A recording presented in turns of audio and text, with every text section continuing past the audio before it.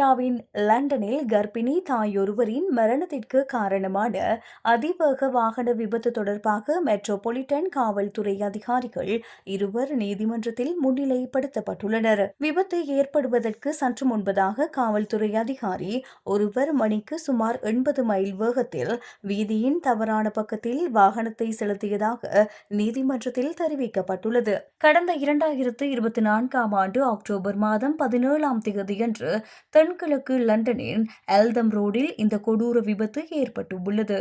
இதில் 38 வயதான மரியம் அகமது என்ற கர்ப்பிணி தாய் பயணித்த வாக்ஸ்வாகன் கார் மீது காவல்துறை வாகனம் மோதியதில் அவர் பரிதாபமாக உயிரிழந்தார்.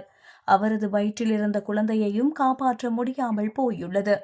இது தொடர்பான வழக்கு லண்டன் வெஸ்ட்மின்ஸ்டர் நீதவான் நீதிமன்றத்தில் விசாரணைக்கு எடுத்துக் கொள்ளப்பட்ட போதே இந்த அதிர்ச்சி தகவல்கள் வெளியாகியுள்ளன.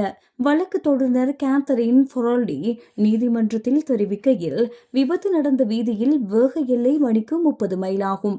ஆனால் பணியில் இருந்த காவல்துறை அதிகாரிகள் தங்களது தனித்தனி வாகனங்களை மணிக்கு 70 மைல் என்ற மிக அதிவேகத்தில் செலுத்தியுள்ளனர். அபாயகரமாக வாகனத்தை செலுத்தி மரணத்தை ஏற்படுத்திய குற்றச்சாட்டை கிறிஸ் ஜான்சன் எதிர்கொள்கிறார். இதேவேளை டெனி டொம்கின்ஸ் தன் மீதான அபாயகரமான ஓட்டுதல் குற்றச்சாட்டை நீதிமன்றத்தில் மறுத்துள்ளார்.